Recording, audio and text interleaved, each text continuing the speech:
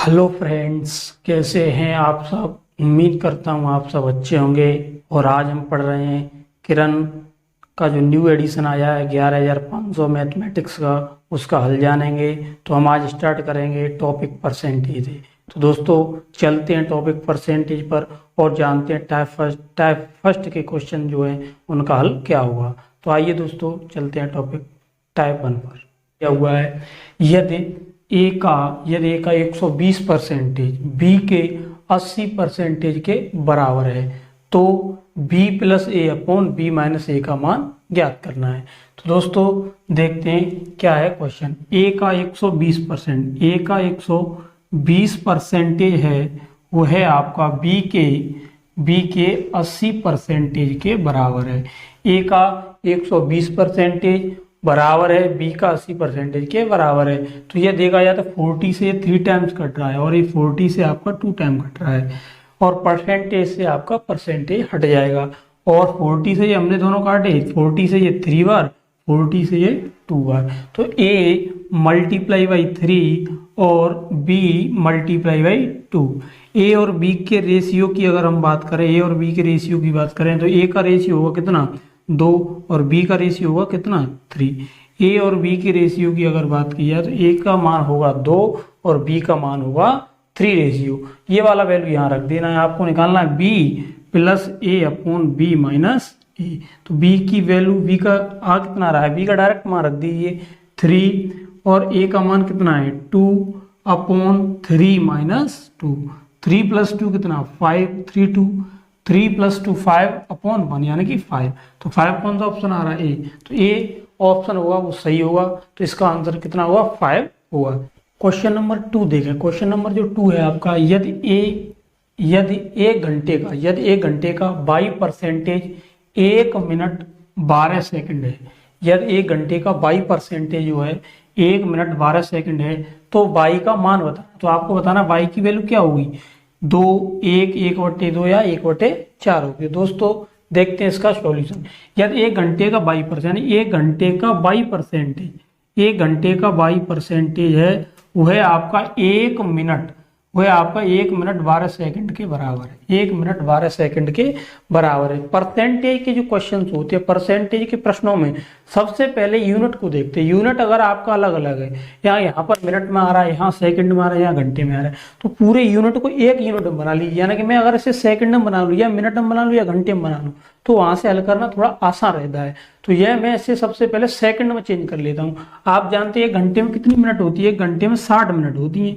1 घंटे में 60 मिनट होती हैं और 1 मिनट में कितनी सेकंड होती हैं, 60 सेकंड होती है। तो 60 का मल्टीप्लाई और कर देंगे इनटू बाई %। परसेंटेज को अगर हटाऊंगा तो नीचे 100 आएगा, परसेंटेज को हटाते हैं तो नीचे कितना आ जाता है 1/100। और 1 मिनट में कितनी सेकंड, 60 सेकंड और 12 सेकंड और दिए। तो ये पूरा का पूरा ये आ गया हमारा किसमें आ गया, सेकंड के अंदर आ गया। तो यहाँ से आप देखिए 2 जीरो से, इस वाले जीरो से ये वाला जीरो, इस वाले से ये 6 6 36 बाई इक्वल टू, यहाँ 60 और 12 का अगर देखें तो 72 हो जाएगा। 36 2 या 72 होता है, 36 2 या कितना होता है 72। तो y की जो मान आ रहा है, y का मान कितना है दोस्तों, y का मान 2 हुआ।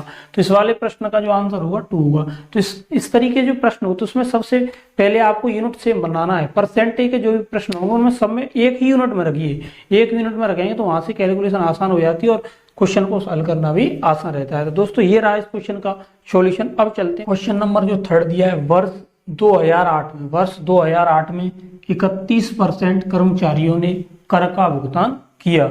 कर न देने वाले शेष कर्मचारी 20,700 हैं। तदनुसार कर्मचारियों की कुल संख्या कितनी है।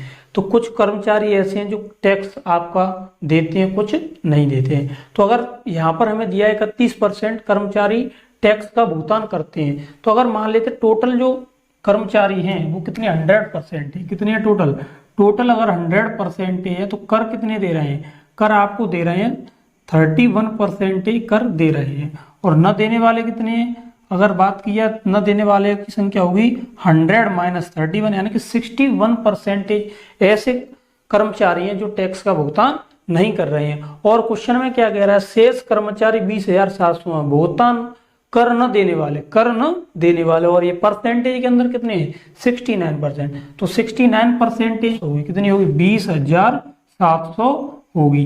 तो 1% की वैल्यू कितनी हो जाएगी, 1% अगर वैल्यू देखेंगे 20,700 डिवाइडेड बाई 69%, 69 करेंगे 69, लेकिन हमें निकालनी कितनी है, टोटल नंबर निकालने, टोटल कितने 100%, टोटल 100% है तो 100 का इधर मल्टीप्लाई कर दिएगा, अगर इधर मल्टीप्लाई करेंगे तो इधर भी मल्टीप्लाई करना पड़ेगा, 20,700 multiply 6 divided by 16 multiply by 100।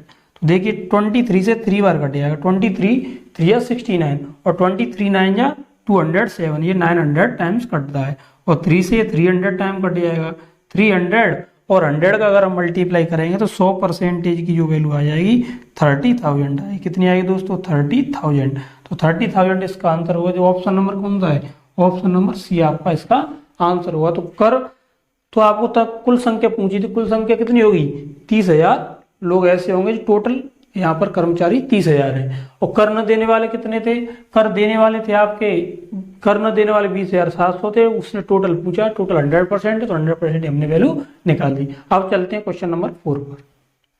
एक टीम ने 40 खेल खेले और उनमें 24 जीते। एक टीम है वह आपके 40 मैचेस खेलती है और उसमें से 24 जीत जाती है। तदनुसार उस टीम द्वारा जीते हुए खेलों का प्रतिशत कितना है। तो उसने कितने परसेंटेज मैच को जीत लिया यह पूछ रहा है। तो देखते हैं दोस्तों, सबसे पहले दिया है बिन कितने, टोटल मैच कितने, टोटल जो परसेंटेज में होता है वो हमेशा डिनोमिनेटर में आता है। तो टोटल थे 40 और उसमें से जीत कितने लिए 24, जिसका निकालना होता है उसे हम न्यूमरेटर में रख देंगे 24 है। और परसेंटेज के लिए किसका मल्टीप्लाई कर देंगे 100 का मल्टीप्लाई कर देंगे। तो देखिए 20 से ये 2 बार कट जाता है, 20 से 5 बार कटता है, तो ये 2 से ये 12 बार कटा है, 12 5 जा कितना 60%। तो कितना परसेंटेज बिन परसेंटेज कितना है 60%। तो ऑप्शन सी आपका राइट आंसर होगा। क्वेश्चन नंबर 5 दिया है, दो व्यक्ति संसद के लिए चुनाव लड़े। 2 व्यक्ति हैं, उन्होंने एक चुनाव लड़ा है, उसमें विजेता उम्मीदवार ने 57% वोट प्राप्त किए। जो विजेता है, जो विनर है, उसे 57% वोट प्राप्त होते हैं और लूजर है वह 4200 मतों से हार जाता है। यानी जो हारने वाला उम्मीदवार है वो 42,000 वोटों से हारता है। तद अनुसार डाले गए कुल मतों की संख्या, तो वह कह रहा है कि टोटल कितने वोट पड़े, यानी कि टोटल वोट कितने पड़े थे।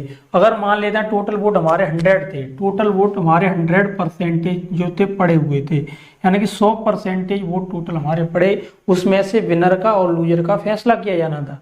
उसमें से अगर विनर की बात की जाए तो विनर को कितने परसेंटेज, विनर जो है उसे 57% वोट प्राप्त हुए।